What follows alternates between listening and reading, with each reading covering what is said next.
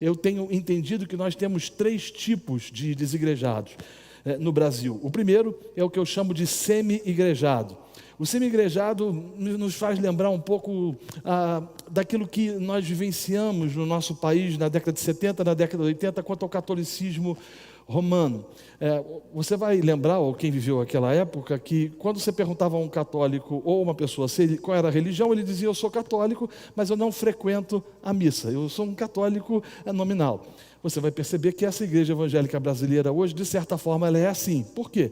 O sujeito vai a um culto, falta 3, vai a 2 cultos, ele falta 4, e quando você pergunta para ele por que ele não está indo à igreja, ele sempre vai ter um álibi, ele sempre vai ter uma desculpa, dizendo: estou envolvido com o meu mestrado, estou envolvido com o meu doutorado, eu preciso resolver as questões de casa e solucionar os problemas mais distintos e mais variados possíveis.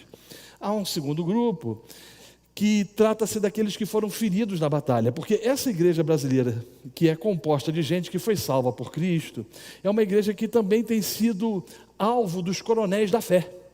E no livro Reforma Agora, eu trato especificamente disso, dessa filosofia ministerial de alguns que manda quem pode, obedece quem tem juízo. Essa filosofia que decreta e que determina maldições sobre aqueles que desobedecem às suas orientações. Eu lembro de uma moça uma vez, e eu relato isso no livro, que ela me procurou e ela disse o seguinte: pastor, eu estou querendo frequentar os cultos aqui na sua igreja porque eu morava numa outra cidade e mudei de cidade, estou vindo para cá, mas eu estou com o coração muito angustiado. E eu perguntei a ela o que tinha, ou o que estava acontecendo, ou por que ela se sentia daquela forma, e ela me disse: olha, eu fazia parte de uma determinada igreja, e eu falei para o pastor que eu precisava mudar, porque eu não tenho condições de ir tão longe para assistir os cultos e participar da vida comunitária, porque eu mudei de cidade. E o pastor disse que não autorizava a minha saída, mas eu falei para ele que precisava sair.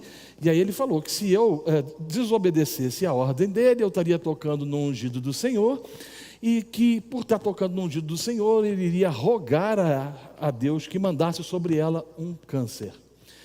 E é interessante que isso acontece aos borbotões, né?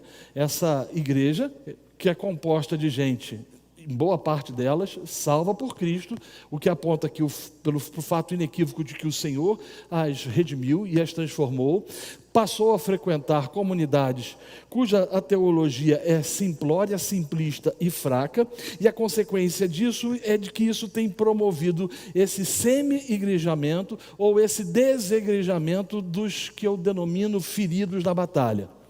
Mas em contrapartida, isso tem gerado um terceiro grupo também, que são aqueles que dizem que amam o noivo e que odeiam a noiva. E geralmente eles estão na internet, né? Eles chamam a igreja de facção, eles denigrem a imagem da instituição, eles tentam denegrir a ideia do ministério pastoral e de tantas outras coisas mais. O que, de certa forma, também tem trazido problemas significativos à igreja evangélica brasileira. Essa igreja brasileira, ela é desprovida de ética, ela é desprovida de moral, ela é desprovida de decência, ela é aquele tipo de igreja que tanto aceita o pecador como o pecado, e nessa perspectiva viva o evangelho da autoajuda, nessa perspectiva viva o evangelho do coaching, ou seja, o que importa é levar as pessoas a serem felizes e, como diz a canção no Rio de Janeiro, mostrar para todo mundo a favela que nasceu. O que importa é fazer com que as pessoas desfrutem e experimentem de um tipo de satisfação ou um tipo de alegria. Esse evangelho é um evangelho que relativiza a fé, que relativiza Cristo, que relativiza a palavra de Deus, porque ele é um evangelho baseado nos sentimentos.